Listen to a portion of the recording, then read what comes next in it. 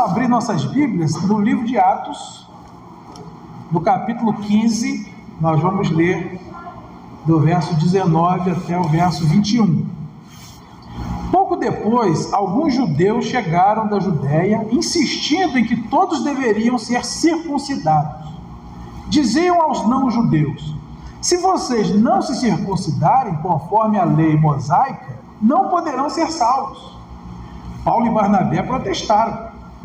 A igreja decidiu resolver a questão, enviando Paulo, Barnabé e outros discípulos para apresentar o problema aos apóstolos e líderes em Jerusalém. No caminho, enquanto viajavam pela Fenícia e Samaria, eles anunciavam a todos como a mensagem se abrira a todos os povos. Os que ouviam a novidade se alegravam.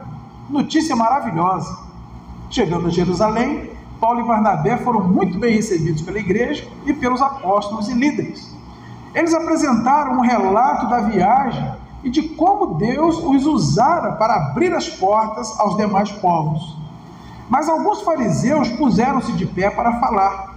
Eles tinham se convertido, mas ainda mantinham a linha dura dos fariseus. Disseram: vocês têm que circuncidar os pagãos convertidos. É preciso fazê-los guardar a lei de Moisés. Os apóstolos e líderes convocaram uma reunião especial para estudar o assunto. Enquanto os argumentos eram trocados, os ânimos esquentavam. Então Pedro tomou a palavra. Amigos, vocês bem sabem que há muito Deus deixou claro que era a sua vontade que os pagãos ouvissem a mensagem das boas novas e a abraçassem. E isso aconteceu não de segunda mão, ou de ouvir falar por aí, mas diretamente por meu intermédio. Deus, que não pode ser enganado por nenhum fingimento, mas sempre conhece o pensamento humano, concedeu a eles o Espírito Santo, exatamente como deu a nós. Ele tratou os de fora como nos tratou, começando com o que eles eram e trabalhando desse ponto em diante. Depois que creram nele, tiveram a vida purificada. Então, por que vocês agora provocam Deus, oprimindo os novos convertidos com regras que oprimiram nossos antepassados e a nós também? Acreditamos que somos salvos pelo que o Senhor Jesus, por sua graça, maravilhosamente fez por nós e também pelos que não são da nossa nação. Por que estamos discutindo então? Houve um silêncio geral. Ninguém dizia uma palavra. Nesse ambiente, Barnabé e Paulo relataram os milagres e as maravilhas que Deus havia feito nas outras nações pelo ministério deles. O silêncio agora era total. Não se ouvia um pio. Foi aí que Tiago quebrou o silêncio. Amigos, ouçam. Simão nos lembrou que Deus, desde o princípio, deixou claro que os não-judeus seriam incluídos no seu plano. Isso está em perfeita harmonia com as palavras dos profetas. Depois disso, eu voltarei, reconstruirei a casa arruinada de Davi, vou refazer tudo. Eu a farei como nova outra vez. Então os outros povos que procuram vão encontrar. Eles terão um lugar para ir. Todos os povos pagãos estão incluídos na obra que farei. Deus prometeu isso e agora está fazendo. Não é um pensamento novo. Ele sempre quis que fosse assim. Por isso, esta é a minha decisão. Não vamos impor um peso desnecessário sobre os não-judeus que se convertem ao Senhor.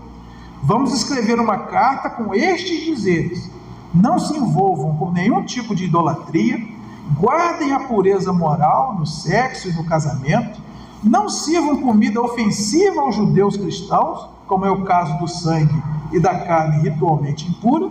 Essa é a essência da lei de Moisés, pregada e honrada há séculos, todos os sábados, em todas as cidades que habitamos. Vamos orar, irmãos? Senhor, nós te damos graças pela bênção da tua palavra. Mais uma vez nós estamos aqui para recebê-la. Nossos corações estão abertos. Que o Senhor venha nos falar aquilo que precisamos ouvir. Abençoa o teu povo mais uma vez nessa noite com o compartilhar da tua palavra. E cuida de nós nesses momentos aqui em que estaremos diante da tua palavra. Que haja um tempo tranquilo, sossegado, sem nenhuma manifestação contrária. É o que nós te pedimos em nome de Jesus. Amém e amém. Precisamos acolher as pessoas na condição em que se encontram. Nós precisamos entender que as pessoas, depois que elas são resgatadas do pecado, elas chegam na igreja daquele jeito. E elas precisam ser, em primeiro lugar, acolhidas. Nós observamos, roupas inadequadas, cabelo estranho, palavreado impróprio, manias esquisitas, superstições religiosas, família desestruturada, finanças em frangalhos, vida moral questionável e diversas outras situações. Do mesmo jeito que aconteceu conosco quando nós fomos para o Evangelho.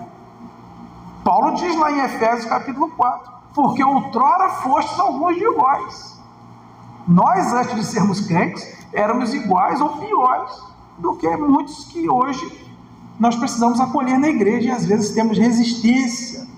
Nós precisamos entender que se essas pessoas estão chegando agora, se elas estão vindo do mundo, se elas não viviam de acordo com os padrões de Deus, é claro que elas vão chegar completamente deformadas, transtornadas. E nós vamos precisar recebê-las do jeito que elas estão e não só viabilizar a ação de Deus na vida delas, por meio do ensino, da pregação, como nós mesmos sermos instrumentos de transformação na vida delas, pelo exemplo, pelo acolhimento, pelo companheirismo, pela oração. Se as pessoas pudessem mudar por si mesmas, elas não estariam procurando a igreja. Nos evangelhos, Jesus diz: os sãos não precisam de médico. Quem não se considera pecador vai procurar Jesus?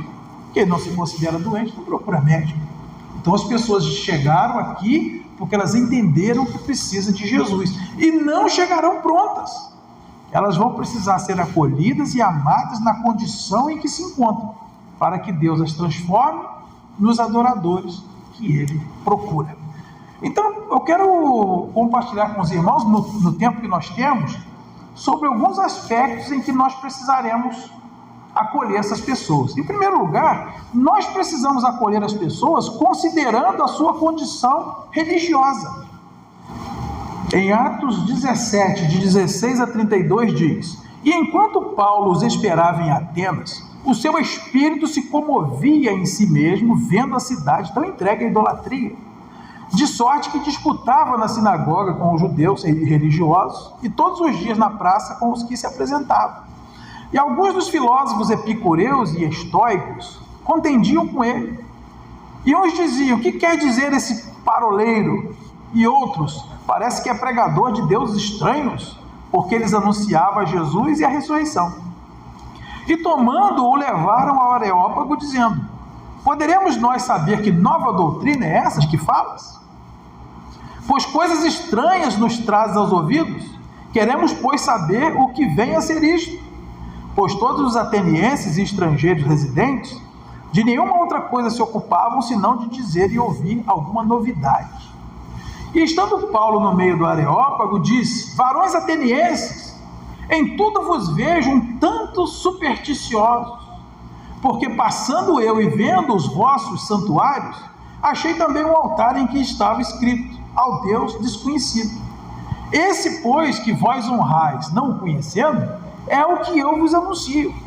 O Deus que fez o mundo e tudo que nele há, sendo o Senhor do céu e da terra, não habita em templos feitos por mãos de homens, nem tampouco é servido por mãos humanas, como que necessitando de alguma coisa, pois Ele mesmo é quem dá a todos a vida, a respiração e todas as coisas. E de um só fez toda a geração dos homens para habitar sobre toda a face da terra, determinando os tempos já dantes ordenados e os limites da sua habitação, para que buscassem ao Senhor, se porventura tateando o pudessem achar, ainda que não está longe de cada um de nós, porque nele vivemos e nos movemos e existimos, como também alguns de vossos poetas disseram, pois somos também sua geração. Sendo nós, pois, geração de Deus, não havemos de cuidar que a divindade seja semelhante ao ouro, ou à prata, ou à pedra esculpida para artifício e imaginação dos homens. Mas Deus, não tendo em conta os tempos da ignorância, anuncia agora a todos os homens e em todo lugar que se arrependam, porquanto tem determinado um dia em que com justiça há de julgar o mundo, por meio do varão que destinou, e disso deu certeza a todos ressuscitando dos mortos. E como ouviram falar da ressurreição dos mortos, uns escarneciam e outros diziam: acerca disso te ouviremos outra vez. E assim Paulo saiu do meio deles. A gente percebe aqui no verso 16 que Paulo, quando ele chega em Atenas, ele por dentro, ele estava revoltado com a condição espiritual daquele povo. Mas quando ele teve a oportunidade de falar com elas, ele não entrou de sola. Ele não chegou quebrando as imagens. Ele, ao contrário disso, ele se dirige àquelas pessoas com todo respeito. No verso 22 ele diz: senhores atenienses, passando aí no meio de vocês, eu vejo que vocês são acentuadamente religiosos. Vocês são muito religiosos. E o que ele faz? Ele aproveita aquela situação para falar de Deus. Ele diz, inclusive, passando aí no meio dos altares, eu vi um altar ao Deus desconhecido. É esse Deus que eu estou anunciando para vocês. Paulo usou um argumento que a gente ouve, né? Que precisamos aproveitar a deixa que o não crente deixa. Ele partiu do ponto em que as pessoas estavam. E ele então apresenta o Deus vivo, que não foi criado por mãos humanas. Ao contrário, ele era o criador de todas as coisas, e a quem nós devemos a vida, e ele é o único Deus que merece ser adorado. Nós vemos aqui que depois que ele faz toda a sua exposição, sem criticar a religião dele, sem dizer que eles estavam errados, sem dizer que eles tinham que quebrar aquelas imagens todas, ele apresenta Deus. No final da pregação, o que acontece? Uns creem, outros zombam, e outros falam, depois eu vou ver isso. Não é exatamente isso que acontece quando nós pregamos? Tem gente que rejeita, quantos que creem, e outros dizem, não, depois eu vejo. Vai deixando para depois. Nosso papel não é decidir para as pessoas, é pregar para as pessoas, é falar do amor de Deus para as pessoas. Quando Deus opera na vida das pessoas, elas mesmas vão procurar consertar a sua vida. Alguém já disse, como é que você faz para provar que o nosso Deus é Deus e não os outros deuses que existem por aí? O ser humano tem um espaço dentro de si do tamanho do Deus Criador, que é o Deus verdadeiro, não tem? O Deus que preenche esse espaço é o Deus verdadeiro. Em Romanos capítulo 10, versículo 11, diz que aquele que crê não será confundido. Ele vai saber direitinho o que é para fazer. As pessoas não se sentirão acolhidas se logo de cara impusermos a elas a obrigação de se livrar de roupas, objetos, livros, imagens. Quando a palavra de Deus prevalecer na vida delas, elas voluntariamente tomarão a iniciativa de se livrar daquilo que não glorifica o nome do Senhor. Nós vemos que isso aconteceu na cidade de Éfeso, né? Olha o que está escrito em Atos 19, de 18 a 20. E muitos dos que tinham crido vinham confessando e publicando os seus feitos. Também muitos dos que seguiam artes mágicas trouxeram os seus livros e os queimaram na presença de todos. E feita a conta do seu preço, acharam que montava 50.000 peças de prata. Assim a palavra do Senhor crescia poderosamente e prevalecia. A gente tem que continuar ensinando a palavra, acolher a pessoa nesse estado e trabalhar para que elas mesmas um dia publiquem seus pecados, ou seja, elas confessem os seus pecados, elas por elas mesmas saibam que precisam se livrar daquilo e elas por si próprias joguem fora aquilo que tem que jogar fora. Então nós precisamos acolher as pessoas considerando a sua condição religiosa. Em segundo lugar, nós precisamos acolher as pessoas considerando a sua condição familiar. 1 Coríntios 7, de 1 a 24. Ora, quanto às coisas que me escrevestes, seria bom que o homem não tocasse em mulher. Mas por causa da prostituição, cada um tem a sua própria mulher e cada uma tem o seu próprio marido.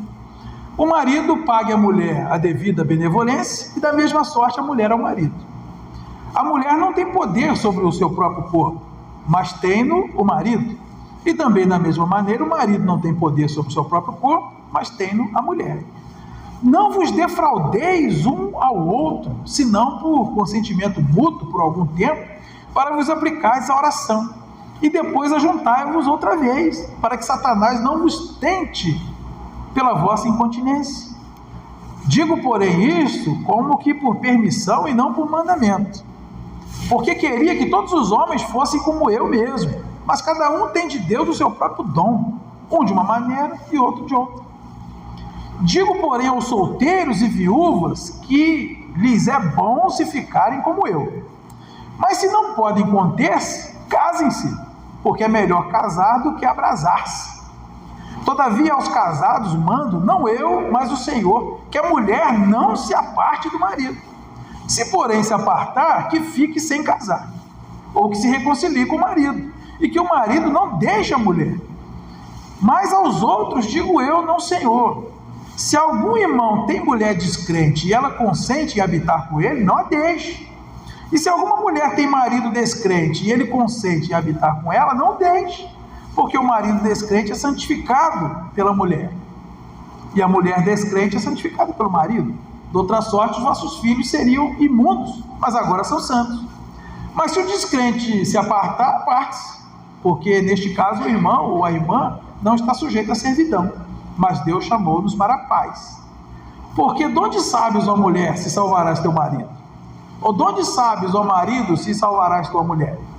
E assim, cada um ande como Deus lhe repartiu, cada um como o Senhor o chamou, é o que ordeno em todas as igrejas. É alguém chamado estando circuncidado? Fique circuncidado. É alguém chamado estando incircuncidado? Não se circuncise. A circuncisão é nada, e a incircuncisão nada é, mas sim a observância dos mandamentos de Deus. Cada um fique na vocação em que foi chamado. Foste chamado sendo servo, não te dê cuidado. E se ainda pode ser livre, aproveita a ocasião. Porque o que é chamado pelo Senhor sendo servo, é liberto do Senhor. E da mesma maneira também, o que é chamado sendo livre, servo é de Cristo. Fostes comprados por bom preço, não vos façais servos dos homens. Irmãos, cada um fique diante de Deus no estado em que foi chamado. Aqui Paulo ensina todos os padrões bíblicos para o casamento. A Bíblia diz que Deus odeia o divórcio, a mulher está ligada ao marido enquanto ele vive, da mesma forma o marido a esposa, e só tem duas coisas na Bíblia que podem dissolver um casamento: é a morte e o adultério. Fora isso, há situações em que pode haver o antigo desquite, né? Quando um descrente não consente em viver com um crente, ela pode se apartar. Mas nesse caso tem duas opções: ou ela não se casa, ou ela se reconcilia com o marido, né? Violência doméstica, quando o marido não gosta de trabalhar, está passando fome em casa, como é que vai fazer? Se a pessoa não consente, não cumpre o seu papel de marido ou de esposa, tem que apartar, senão a desgraça é maior, né? Um vai matar o outro, vai dar problema.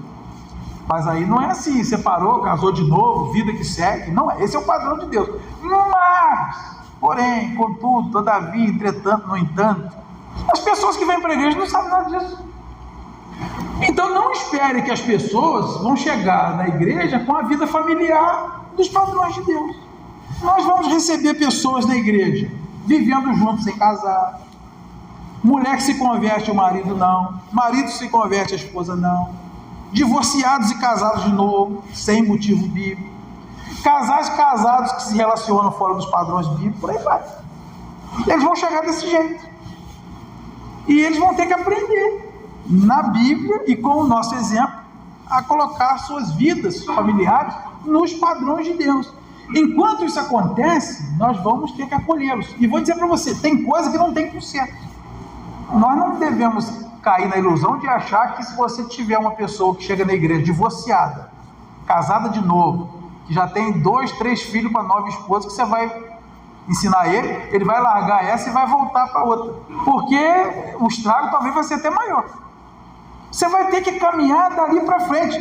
Quando Pedro defende diante da igreja de Jerusalém a situação dos gentios que estavam se convertendo, ele coloca assim, ó: ele tratou os de fora, ou seja, Deus, né? Deus tratou os de fora exatamente como nos tratou, começando com o que eles eram e trabalhando desse ponto em diante. Porque a pessoa se converteu nessa situação. Há situações que dá para consertar, há situações que não dá para consertar. Ou a gente entende que as coisas velhas passaram e agora é uma nova criatura e a gente trabalha daqui para frente, ou então essas pessoas não podem ficar na igreja. Cada um permaneça na vocação em que foi chamado. Paulo repete isso várias vezes nesse texto. Cada um fique diante de Deus no estado em que foi chamado. Claro que você não vai aceitar na igreja bagunça, mas existem coisas do passado que não dá para consertar. Então o que nós devemos fazer? A gente acolhe a pessoa no estado em que ela está, mas isso não significa absolutamente dizer venha como está e fique como está, e trabalha com elas para que elas cheguem no ponto de consertar aquilo que é possível consertar. Então, irmãos, se nós queremos ser uma igreja acolhedora, nós precisamos saber que vai ter gente que vai chegar daquele jeito. E a família é um dos aspectos da vida da pessoa que mais dá problema, né? E mais a gente precisa tratar na igreja. Em terceiro lugar, nós precisamos acolher as pessoas considerando a sua condição moral. Em João 4, de 1 a 24, diz: E quando o Senhor entendeu que os fariseus tinham ouvido que Jesus fazia e batizava mais discípulos do que João, ainda que Jesus mesmo não batizava, mas os seus discípulos, deixou a Judéia e foi outra vez para a Galiléia. E era-lhe necessário passar por Samaria. Foi, pois, a uma cidade de Samaria, chamada Sicar, junto da herdade que Jacó tinha dado a seu filho José, e estava ali a fonte de Jacó. Jesus, pois, cansado do caminho, assentou-se assim junto à fonte. Era isso quase a hora sexta. Veio uma mulher de Samaria tirar água. Disse-lhe Jesus: dá-me de beber, porque os seus discípulos tinham ido à cidade comprar comida. Disse-lhe mais a mulher samaritana: como, sendo tu judeu, me pedes de beber a mim, que sou mulher samaritana? Porque os judeus não se dão com os samaritanos. Jesus respondeu e disse: se tu conheceras o dom de Deus e quem é o que te diz, dá-me de beber, tu lhe pedirias e ele te daria água viva. Disse-lhe a mulher: Senhor, tu não tens com que atirar, o poço é fundo. Onde, pois, tens a água viva? És tu maior que o nosso pai Jacó, que nos deu o poço, bebendo ele próprio dele, e os seus filhos, e o seu gado? Jesus respondeu e disse: de qualquer que beber dessa água, tornará a ter sede. Mas aquele que beber da água que eu lhe der, nunca terá sede. Porque a água que eu lhe der, se fará nele uma fonte de água que salte para a vida eterna. Disse-lhe a mulher: Senhor, dá-me dessa água, para que eu não tenha sede, e não venha aqui tirá-la. Disse-lhe Jesus: vai, chama o teu marido e vem cá. A mulher respondeu e disse: não tenho marido. Jesus disse: disseste bem, não tenho marido, porque tiveste 5 maridos, e o que agora tens não é teu marido. Isso disseste com verdade. Disse-lhe a mulher: Senhor, vejo que és profeta. Nossos pais adoraram nesse monte, e vós dizeis que é em Jerusalém o lugar onde se deve adorar. Disse-lhe Jesus: mulher, crê-me que a hora vem em que nem neste monte, nem em Jerusalém adorareis o Pai. Vós adorais o que não sabeis, nós adoramos o que sabemos, porque a salvação vem dos judeus.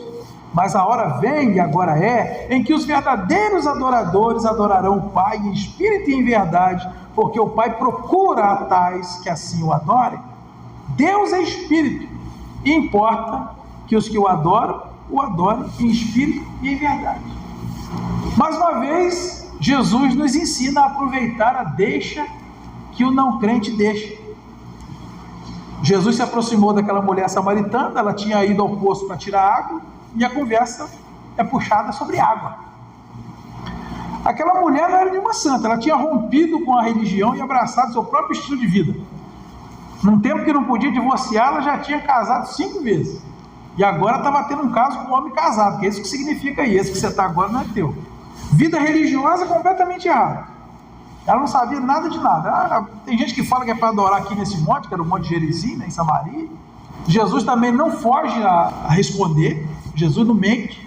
Ele diz: vocês estão errados, os judeus é que estão certos. É lá em Jerusalém que é o lugar certo de adorar, que a salvação vem dos judeus. Então, uma mulher que, via de regra, a gente deveria se desviar dela. Mas Jesus entendeu que havia ali uma sede espiritual. Jesus entendeu que aquela mulher era uma adoradora em potencial. E ele então aborda aquela mulher e conversa com ela. O fato dessa mulher estar ali na hora sexta, né? A hora sexta é meio-dia.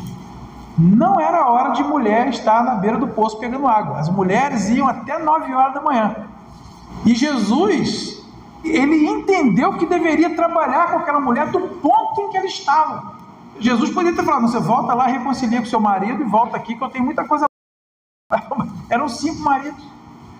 Está vendo um caso que não tem solução? O que nós podemos ver aqui é que depois que Deus agiu na vida dessa mulher, por meio da pregação do Evangelho, essa mulher foi transformada de uma mulher imoral numa missionária em pouco tempo. Nós vemos aí no versículo 39, aí mesmo de João capítulo 4, muitos dos samaritanos daquela cidade creram nele pela palavra da mulher, que testificou: disse-me tudo quanto tenho feito. Quando ela encontrou Jesus, reconheceu que ele era o verdadeiro Messias, reconheceu o seu pecado e se deixou transformar por Deus, ela agora se tornou uma missionária, trazendo outras pessoas para ouvir de Jesus. E é isso que nós vemos na igreja, quando nós acolhemos as pessoas, reconhecendo que quando nós chegamos nós éramos iguais ou piores que elas, e nós trabalhamos com as pessoas daqui para frente, para que elas, recebendo a palavra de Deus, vão sendo transformadas. Daqui a pouco nós estamos vendo essas pessoas produzindo na igreja. Quantos que chegam na igreja puxando a cachorrinha do barbante, cheio de processos, cheio de dívidas, cheio de problema familiar, cheio de superstição religiosa. Daqui a pouco estão pregando, estão ensinando na escola dominical, estão evangelizando, estão indo para o seminário, estão se tornando pastores. É assim que Deus faz. Eu quero concluir, irmãos, levando os irmãos a pensar na atitude dos discípulos de Jesus nesse texto aqui da mulher samaritana. Olha o que nós lemos aqui em João capítulo 4, versículo 27.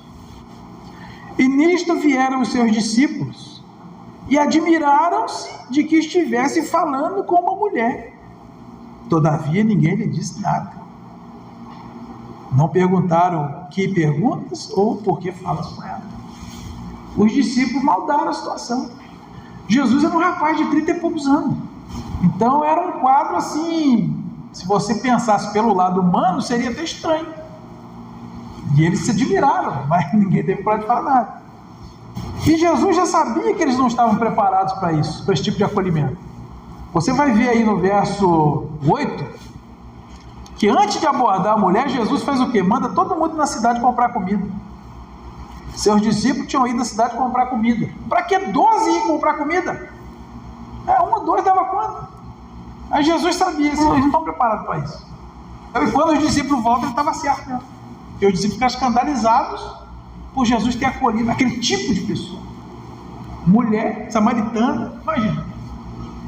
Infelizmente, irmãos, na igreja há discípulos de Cristo que ainda não estão preparados para receber pessoas. Os bebuns que entram, os efeminados que entram, as prostitutas que entram. Nós temos dificuldade, mas essas pessoas são adoradores em potencial. Se queremos ser uma igreja que vai até as pessoas e que as pessoas vindo aqui, a gente seja uma igreja acolhedora, nós precisamos aprender a abraçar essas pessoas no estado que elas se encontram e deixar Deus trabalhar na vida delas e a palavra de Deus fazer efeito na vida delas. Será que nós, que também somos discípulos de Jesus, estamos preparados para acolher os pecadores no estado em que se encontram e sermos instrumentos de Deus para a sua transformação? É isso que eu quero refletir com a igreja nessa noite. Vamos ficar de pé?